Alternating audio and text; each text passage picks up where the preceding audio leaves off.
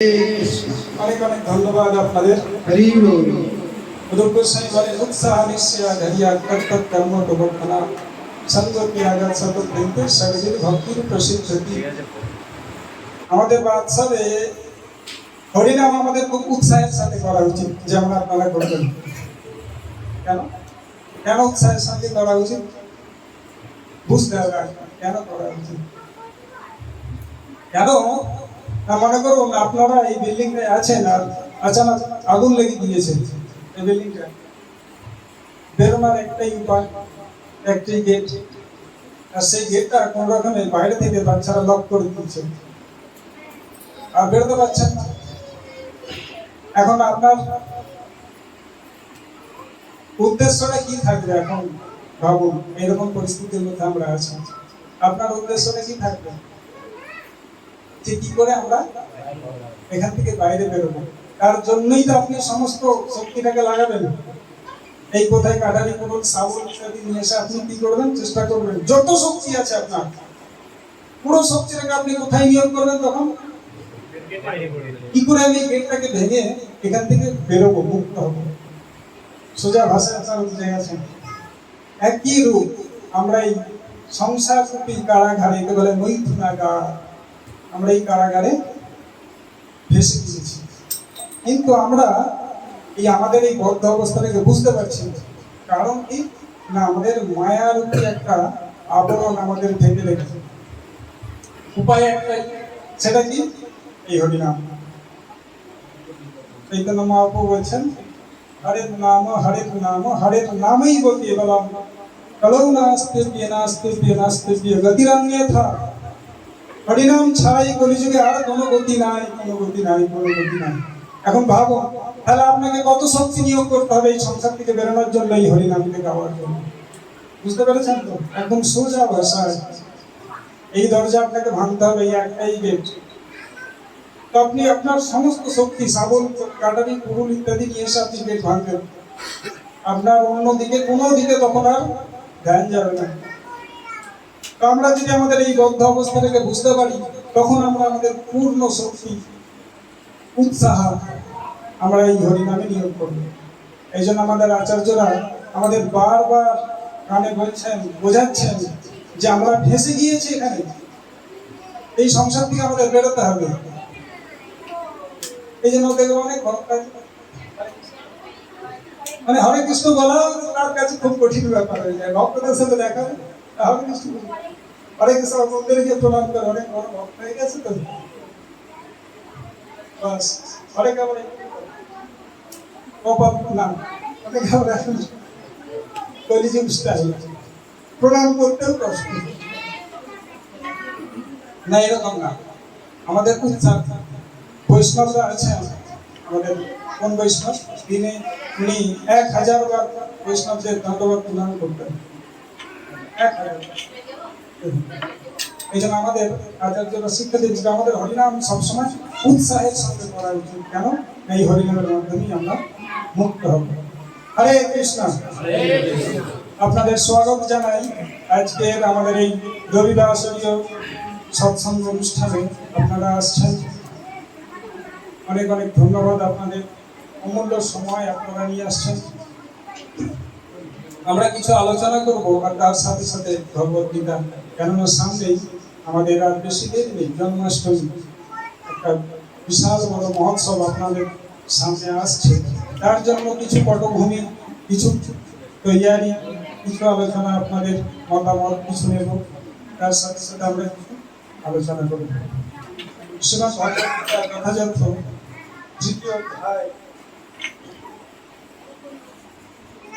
তৃতীয় অধ্যায় 27 নম্বর শ্লোক।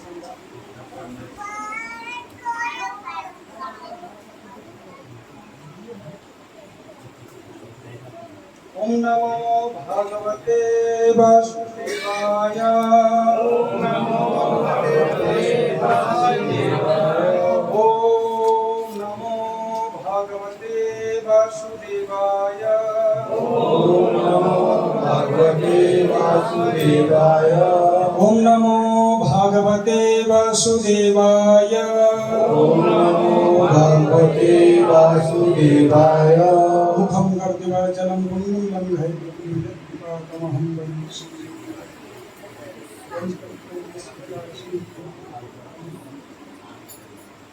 हरे कृष्ण। तो श्रीमद् भागवत गीता যথাযথ তৃতীয় অধ্যায় 27 নম্বর শ্লোক যদি গীতা থাকে আপনাদের কাছে আপনারা দেখতে পারেন। আচ্ছা আপনাদের কাছে ভগবত গীতা যাদের কাছে বাড়িতে ভগবত গীতা আছে আপনারা কৃপা করে নিয়ে আসবেন। অনেকে বলে প্রভুজি গীতা তো নিয়েছে ওখানে তো গীতা পড়া হচ্ছে না। আমরা স্কুলে যাই যেমন ছেলেদেরকে আমরা তার বই খাতা ইত্যাদি দিয়ে পাঠাই, আমাদের প্রত্যেকের উচিত ভগবত গীতা এখানে নিয়ে এসে আশা কমসে কম গীতার সঙ্গে থাকলেও তো হ্যাঁ। আমার পরে পরে চেষ্টা করুন একটা ভালো শ্লোক নিয়ে। প্রকৃতে ক্রিয়মাণানি গুণৈ কর্মাণি সর্বশা অহংকারা বিভূরাত্মা কর্তাহামিতি মন্যতে। কেউ বলবেন?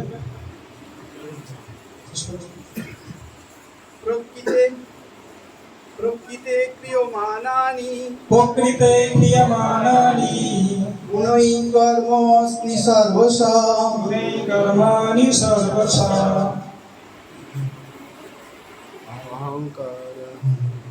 অহংকারোভিমূঢ়াত্মা কর্তাহামিতি মন্যতে। আর কেউ বলবেন?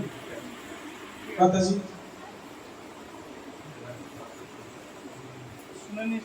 ঠিক আছে। হরে কৃষ্ণ। শব্দার্থ প্রকৃতে জড়া প্রকৃতির ক্রিয়মাণানি ক্রিয়মান গুণেই গুণের দ্বারা কর্মাণি সমস্ত কর্ম সর্বশঃ সর্বপ্রকার অহংকার বিমূঢ় অহংকারের দ্বারা মহাচ্ছন্ন আত্মা আত্মা কর্তা কর্তা অহং আমি এভাবে মন্যতে মনে করেন। অনুবাদ কথাটার পরে ছিল প্রভুপাদের দ্বারা ছিল প্রভুপাদের কি অনুবাদ। অহংকারে মহাচ্ছন্ন জীব জড়া প্রকৃতির ত্রিগুণ দ্বারা ক্রিয়মান সমস্ত কার্যকে ঈশ্বরীয় কার্য বলে মনে করে আমি কর্তা এইরকম অভিমান করে। কি বলছেন ভগবানের কথা এটা? কি বলছেন? অহংকারে মহাচ্ছন্ন জীব, যে সমস্ত মানুষ অহংকারে মহাচ্ছন্ন হয়ে আছে তারা কি মনে করে এই প্রকৃতির তিন গুণ দ্বারা ক্রিয়মান সমস্ত কার্যকে স্বীয় কার্য মনে করে আমি কর্তা এরকম অভিমান করে। সে ভাবে যে এই প্রকৃতিতে যা কিছু করছে আমি নিজে করছি, আমি করছি বলেই তবে হচ্ছে, তা না হলে এটা হয় না, এইরকম সে অভিমান করে। তাৎপর্য ধ্যান দিয়ে শুনলেন। কৃষ্ণ ভাবনাময় ভক্ত ও দেহাত্ম বুদ্ধি সম্পন্ন বিষয় এদের দুজনের কর্মকে আপাত দৃষ্টিতে একই পর্যায়ে ভুক্ত বলে মনে হতে পারে, কিন্তু প্রকৃতপক্ষে তাদের মধ্যে অসীম ব্যবধান রয়েছে।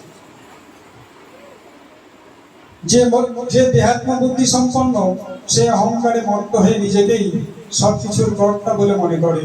সে জানে না যে সে তার দেহের মাধ্যমে যে সমস্ত কর্ম সাধিত হচ্ছে তা সবই হচ্ছে প্রকৃতির পরিচালনায়, এবং এই প্রকৃতি পরিচালিত হচ্ছে ভগবানের নির্দেশ অনুসারে।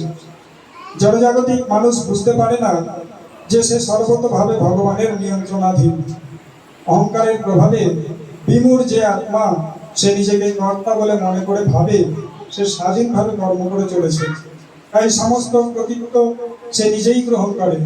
এটি হচ্ছে অজ্ঞানতার লক্ষণ।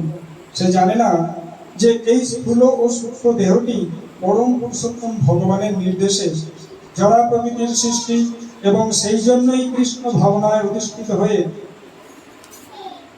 তার দৈহিক ও মানসিক সমস্ত কাজই শ্রীকৃষ্ণের সেবায় করতে হবে।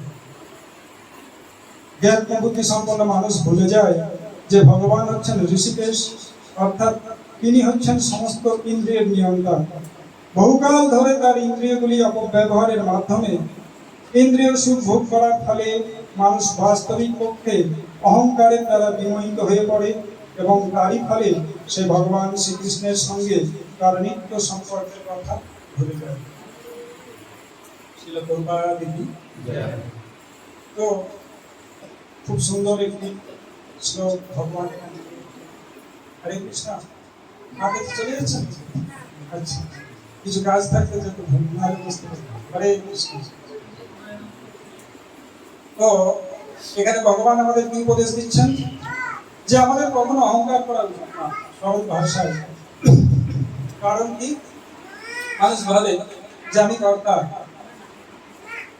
আমরা কোনো কোনো পরিবারে ছোট ছোট একটি পরিবার আমাদের হয়েছে, সেই পরিবারের কর্তা রূপে আমরা নিজেদেরকে মনে করি যে আমি করছি বলে তাই হচ্ছে। কিন্তু ভগবান বলছেন যে না, এইরকম অহংকার করা হচ্ছে তোমার অজ্ঞতার পরিচয়। তুমি বাস্তবিক জ্ঞান থেকে অনেক দূরে আসো। একটু উদাহরণ দেওয়া যায়, এই প্রভু এখন প্রোগ্রামে এলেন, আমার কাছে মোটরসাইকেল আছে, আর আমার বাচ্চাটাও বলছে হ্যাঁ বাবা বাবা আমি গাড়িটা চালাবো। অনেক সময় বায়না করে না বাচ্চারা, বায়না করতে যে আমি গাড়িটা চালাবো।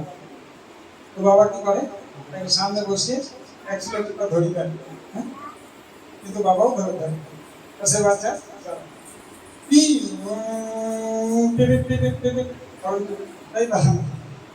সে কি ভাবছে, বসে বসে আমি চালাচ্ছি, 30-40-50 ছুটছে গাড়িটা। কানাডা দেখছে বাড়ছে, হ্যাঁ মিটার বাড়ছে, 80 উঠে গেছে, 60 উঠে গেছে। সে ভাবছে আমি চালাচ্ছি গাড়িটা। কে চালাচ্ছে বাস্তব গাড়িটা? আপনারা সবাই বুদ্ধিমান, একমাত্র আমি করেছি এখানে প্রোগ্রাম। তো যাই হোক, এইরকম ভগবান বলছে এই পুরো সৃষ্টি চালাচ্ছি আমি। তোমরা বেকার ভাবছো যে এই বাচ্চা ভাবছো যে আমি করছি। এখানে দেখুন স্পষ্ট ভাবে ভগবান সেই কথাই এখানে বলছে, প্রকৃতে ইয়ে মানানি গুণেই কর্মানি সর্বস্ব অহংকার বিমূঢ় আত্মা কর্তাহাম ইতি মন্যতে। শুধুমাত্র অহংকার বশত মানুষ ভগবানের এই ভগবানত্ব অস্বীকার করছে। ওভাবে আমি না করলে কি করে হবে, আমি করছি তাই হচ্ছে। কিন্তু আমাদের বোঝা উচিত, কোন একটি কার্য করতে গেলে সর্বপ্রথম কি লাগে, আমাদের দৈহিক শক্তি লাগে, মানসিক চিন্তা লাগে, বুদ্ধি লাগে। এই সমস্ত জিনিসগুলো আমাদের কে দিয়েছে? এই প্রভু এখন কি বাসে লেগেছে, জলটা দিলেন, আমি খেলাম বলে তাই আমার টেস্টটা মিটলো। এখন প্রশ্ন, জলটা কে দিয়েছে? এই জলের মধ্যে স্বাদটা কে দিয়েছেন? আরে এই জন্য ভগবান বলছেন তোমরা কখনো অহংকার করো না। কেন? আমারই শক্তিতে মায়াধীক্ষণ প্রকৃতি শ্বেতে সচরাচর হেতুনানেন কৌন্তেয় জগতে বিপরিবর্ততে। আমার অধ্যক্ষতা এই জগৎ পরিচালিত হচ্ছে। একটি লীলা আপনারা সকলেই জানেন, বৃন্দাবন লীলা। আপনারা বুঝতে পারবেন অল্প করে বললেই। একবার নন্দ মহারাজ একটি যজ্ঞের আয়োজন করছিল।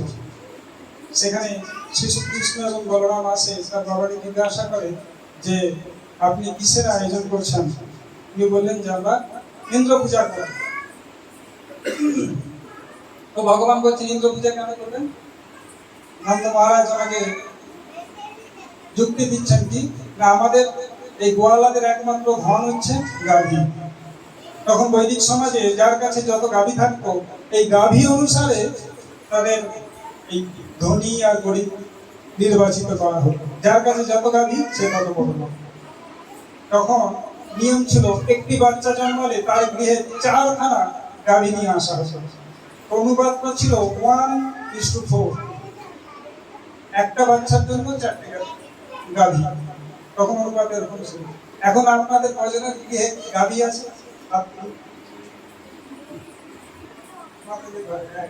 চিন্তা করুন, কারো ঘরে গাভী নেই। বৈদিক সমাজে নন্দ মহারাজের কাছে 9 লাখ গাই ছিল। উনি অনেক ধনী ব্যক্তি ছিলেন। উনি বলছেন এই গাভী পালন করতে গেলে আমাদের বৃষ্টি দরকার, ঘাস দরকার। তো ইন্দ্রদেব আমাদেরকে এই সমস্ত সরবরাহ করে থাকে, এই জন্য ওনার সন্তুষ্টির জন্য আমরা এই যজ্ঞ করছি। ভগবান যুক্তি দেন যে বাস্তবে আমাদের ইন্দ্রের পূজা বাদ দিয়ে গোবর্ধন, গোবর্ধন অর্থাৎ যিনি গাভীদের রক্ষা করেন বা বাড়ায়, একেবারে গোবর্ধন। তো আমাদের এই গোবর্ধনকে পূজা করা উচিত। কারণ কি? না, এই গোবর্ধনের জল, এই গোবর্ধনের গাছ কেটে নিয়ে এসে আমরা গৃহ বানাচ্ছি, সেখানে আমরা এই সবজি ঘাস ইত্যাদি। তো এইভাবে ভগবান আমাদের ইন্দ্র পূজা বন্ধ করে গোবর্ধন পূজা করে। আর সেখানে কিছু ইন্দ্রের চর ছিল, সাম্রাট মেঘ ইত্যাদি দূত ছিল, তাদেরকে পাঠানো হয়েছিল যে দেখো তারা কিভাবে করছে। তারা ইন্দ্রকে খবর দেয় যে আপনার পূজা বন্ধ করে এরা পাথরের ঢালা পূজা করছে। কার কথা একটু বাচ্চা। ইন্দ্র তখন খুব প্রধানিত হয়ে পড়ে, এদের বুদ্ধি মরে গেছে।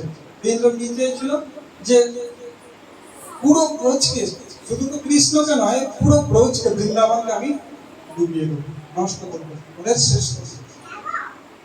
দেখুন এত বড়, যখন কোনো ব্যক্তি কোনো পদে উঠে যায় তার মধ্যে এরকম অহংকার চলে আসে। সে ভাবছে যে আমি বৃষ্টি দিচ্ছি, আমার পূজা বন্ধ করে। এইরকম পদমর্যাদা খুব ভয়ানক। ভগবান 7 দিন উনি গোবর্ধন উত্তোলন করেছিলেন এই বাহাতের পোড়া অঙ্গের মাধ্যমে, ব্রজবাসীদের আনন্দ দিয়েছিলেন। আর ওখানে কি হচ্ছিল, রোজের ভগবান বংশীধ্বনি করছিলেন, আর ফেস্টিভ্যাল হচ্ছিল, যেমন আপনারা কীর্তন করবেন এইরকম ভেতরে খুব আনন্দ। হ্যাঁ, কীর্তন, হ্যাঁ, প্রসাদ ইত্যাদি ব্যবস্থা খুব সুন্দর। 7 দিন পর ইন্দ্র তার ভুল বুঝতে পারে এবং সে মাথা নত করে। কিন্তু ভগবান কি করেছিলেন, ওনাকে ক্ষমা করে দিয়েছিলেন। এতখানি অপরাধ শুধু ভগবানকে নয়, উনি কি করেছিলেন, পুরো বৃন্দাবনকে উনি নষ্ট করতে চেয়েছিলেন। কিন্তু তবু ভগবান ইন্দ্রকে ক্ষমা করে দিয়েছিলেন। কারণ কি? উনি ভক্ত ছিলেন। একটি সুযোগ করে দিয়েছিলেন, কি করতে না, প্রত্যেকটা শুধু ভগবানকে, প্রত্যেকটা মানে ব্রজবাসী চাইতো যে ভগবান আমার সঙ্গে থাকুন। এমনকি গাভীরা পর্যন্ত চাইতো যে ভগবান আমার সঙ্গে থাকুন।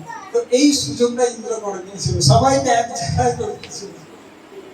যত বৈষ্ণব ছিল, এমনকি গাভী পর্যন্ত, গোবৎস পর্যন্ত, সবাইকে নিয়ে ভগবান এই গোবর্ধনের করে নিচে গিয়ে আশ্রয় নিচ্ছে। তো 7 দিন বৃষ্টি হচ্ছে আর ভূকম্প চলছে ওখানে। ইন্দ্র শুধু অ্যাটম বম্ব ফেলছে ওখানে, বাইরে যাওয়ার উপায় নেই। আপনি পড়ুন শ্রীমদ্ ভাগবত, বৃষ্টির ফোঁটাগুলো এক একটা থামের মতো ছিল। আপনারা কতজন বৃষ্টি দেখেছেন? এক একটা থামের মতো এক একটা বৃষ্টির ফোঁটা। তো এইরকম বৃষ্টি হচ্ছে, তার উপরে বজ্রপাত, সাম্রাট মেঘ। প্রলয়ের সময় যে বৃষ্টি হয় সেই বৃষ্টি। তো কোথাও যাওয়ার উপায় নেই, তারা ভেতরে ভগবান তীরে আনন্দ ফুর্তি করেছিল। এই সুযোগ করে দিয়েছিল। তো পরে গোবিন্দকুণ্ড নির্মাণ করে, হাতির শুনে ওই রাবণ ভগবানকে মানসিক জল দিয়ে অভিষেক করে এবং ওনার নামকরণ করে গোবিন্দ। সেই গোবিন্দকুণ্ড আপনারা গিরি গোবর্ধন পরিক্রমায় গেলে আপনারা দর্শন করতে পারেন। তো এইভাবে অহংকারে মত্ত হইয়া নিতাই পদপাশে অসচ্ছলে সহ্য করে মানি, এই অহংকার থেকে আমাদের দূরে থাকতে হবে। আমরা ভালো গাইতে পারি, আমরা ভালো বলতে পারি, আমরা ভালো বাজাতে পারি, যাই পারি না কেন, আমরা ভালো ম্যানেজমেন্ট করতে পারি, আমার ভালো চিন্তা করার ক্ষমতা আছে, যাই থাকুক না কেন আমাদের কাছে, আমরা সমস্ত জিনিস কি করবো, গোবিন্দের সেবায় লাগাবো। একটি ছোট গল্প আপনাদের বলি, শাস্ত্রের গল্প। একটি মুশিকা ছিল, মুশিকা মানে কি, ইঁদুর, তাই তো? একটি মুশিকা ছিল, সে একটি আশ্রমে থাকতো, ঋষির আশ্রম থাকতো। একবার মুশিকা এসে বলছে, মহারাজ মহারাজ বাঁচান বাঁচান। কি হয়েছে না, বিড়াল শুনে পড়েছে, বিড়ালের হাত থেকে আমাকে বাঁচান। তুমি কি চাও? যে আমাকে বিড়াল করে দিন। তথা তো সে মুশিকা থেকে কি হলো, বিড়াল হয়ে গেছে। এবার বিড়াল রাস্তায় ঘুরছে, ঘুরে তারা করেছে, আবার ছুটে আসছে, মহারাজ মহারাজ মহারাজ। কি হলো? কুকুর। তাহলে করে দিন। তথা কুকুর করে দিয়েছে। এবার জঙ্গলে গেছে, সেখানে এবার বাঘ বা কারা করেছে আমরা তো মারা বসে আমরা কি করি, আমরা যখন বিপদে পড়ি दुख में संविधान साथ करे सुख में करना जब सुख में संविधान करे दुख का एक হয়ে যায় দুঃখে পড়লে আমরা ভগবানের কাছে যাই এটাও ভালো অন্য কোথাও যাওয়ার থেকে ভগবানের সামনে আসাও ভালো তো আমাকে কি করে দাও ভাগ করে দাও তথা ভাগ করে দিয়েছে যা ভাগ করে দিয়েছে তখন সেই ভস্মাসুরের এবার ঋষির দিকে ঘুরে তাকাচ্ছে ভাগ খুব জোর ফিরে পেয়েছে আপনাদের ফিরে পেয়েছে নাকি চিন্তা করবেন না প্রসাদ আছে তো ঋষিকেই খেতে যাচ্ছে এবার ঋষি বলছে আচ্ছা অহংকার বিমূঢ়াত্মা পুনঃ মুসিকা ভব আবার তাকে কি করেছে পুনরায় ঘুরিয়ে ইঁদুর করে দিয়েছে তো আমরা হচ্ছে সেই ইঁদুর অহংকার বশত নাম নাই এই মালা আমাকে দেওয়া উচিত এই কীর্তন আমাকে করতে দেওয়া উচিত ভাই আমাদের কি করতে আছে ভাই কিছুই না তো পুনঃ মুসিকা ভব যদি আবার পুনরায় মুসিকা না হতে চান অহংকার আমরা যা পেয়েছি গোবিন্দ এবং গুরুর কৃপায় পেয়েছি কিসের অহংকার ভাই ছাড়তে হবে সংসার আজ না তো আমরা চালাকি করে ভগবানকে অনেক সময় ধোঁকা দিতে চাই সব জায়গায় আমরা চালাকি করি কিন্তু আমরা ভগবানকেও মাঝে মাঝে চালাকি করতেছি একটা ছোট একটু গল্প আপনাদের বলি শুনি ডক্টর কাইন্ড গল্পের নাম হচ্ছে ডক্টর কাইন্ড একটা ডক্টর ছিল সে বোর্ডে লিখে দিয়েছে যে আমি গ্যারেন্টি দিচ্ছি যদি এখানে আপনার শরীর সুস্থ না হয় তাহলে আপনাকে ৫,০০০ টাকা রিটার্ন দেওয়া হবে লিখে দিয়েছে একদম দেখেছি আচ্ছা ঠিক আছে আমি ডাক্তারের কাছ থেকে ৫,০০০ টাকা নিয়ে আসবো আর ওনার ফি ছিল ৫০০ টাকা কি ৫০ টাকা ফি ছিল মানুষ আসছে সুস্থ হয়ে বাড়ি যাচ্ছে এর মধ্যে একদম আমি চালাকি কি চালাকি ডাক্তার কি বলছে ডাক্তার ডাক্তার আমার সাথ চলে গেছে আমি কোনো সাথ পাচ্ছি না ও তো নাটক করতে গেছে ওখানে বলতে কিছু হয়নি নাটক করতে দিয়েছে ডাক্তারবাবু আমার সাথ চলে গেছে আমি সাথ পাচ্ছি না ডাক্তারবাবু কি করে ঠিক করবে আমি যদি জেনে শুনে বলি যে আমার সাথ সাথ আছে কিন্তু তোমার যদি সাথ না ডাক্তারবাবু বলছে আচ্ছা সাথ নেই ঠিক আছে অ্যাসিস্ট্যান্ট বলছে অ্যাসিস্ট্যান্ট এই বোতল নাম্বার 9 নিয়ে আসুন ওনাকে বলছে না অ্যাকচুয়ালি খেয়ে নাও যে অ্যাকচুয়ালি খেয়ে নিয়েছে এটা তো ডিজেল তো আপনার স্বাদ আছে জমা করুন আমার ফিস জমা করুন 500 টাকা দিন ধোকা দিয়ে গেলাম আমি ডাক্তারকে ঠকা দিয়ে আমি নিজেই ঠকা দিই ঠিক আছে পরে একবার আরেকবার আসবো আবার পরে একবার এসেছি এসে বলছি ডাক্তারবাবু আমার স্মরণ শক্তি চলে গেছে আমি আর কিছু মনে রাখতে পারছি না আমার সব ভুল হয়ে গেছে আমার আর কিছু মনে থাকে না ও ধারণা যে ডাক্তারকে ঠকিয়ে আসবে আমার কিছু মনে থাকে না ঠিক আছে তাহলে দেখছি অ্যাসিস্ট্যান্ট বলছে অ্যাসিস্ট্যান্ট এই বোতল নাম্বার 20 নিয়ে আসো এই ডাক্তার ওটা তো ডিজেল তাহলে মনে আছে তোমার ওই সকালে আছে জমা করো এবারেও বলো না ঠিক আছে পরে আরেকবার ডাক্তারবাবু আমি অন্ধ হয়ে গেছি আমি কিছু দেখতে পাচ্ছি না আমার দৃষ্টি চলে গেছে দৃষ্টি চলে গেছে এই রোগের তো ওষুধ আমার কাছে নেই তাহলে দিন ৫,০০০ টাকা দিন ওটা লেখা আছে আপনি না ঠিক করতে পারেন কি করা যাবে দেওয়াই হবে পকেট থেকে বার করে একটা ৫০ টাকা নোট ধরে দিই আরে ডাক্তারবাবু এটা ৫,০০০ না ৫০ টাকা নোট তাহলে দেখতে পাবো জমা করো প্লিজ এই হচ্ছে আমাদের প্রসেস আমরা ভগবানকে চালাকি করতেছি কিন্তু জানেন ভগবান হচ্ছে চালাকের মাস্টার হচ্ছেন সুপ্রিম বস এই জন্য আমাদের সবসময় উচিত বিনম্র সহকারে ভগবানের চরণে নিজেদেরকে আত্মসমর্পণ করা এবং একে অপরের সঙ্গে সহযোগিতায় একে অপরের উৎসাহ বাড়িয়ে ভক্তি পথে আগে বাড়ানো এখানে আজকে আমি ক্লাস রাখছি। সামান্য কিছু আলোচনা করব জন্মাষ্টমী সম্বন্ধে। আপনাদের কিছু মতামত নেব এবং শ্রেষ্ঠ আমাদের কিঙ্কর প্রভু লক্ষ্মীকান্ত কময়নারা কিছু বলবেন, কেননা হাতে আর সময় নেই। অবশ্যই একটা আলোচনা আমাদের করা উচিত।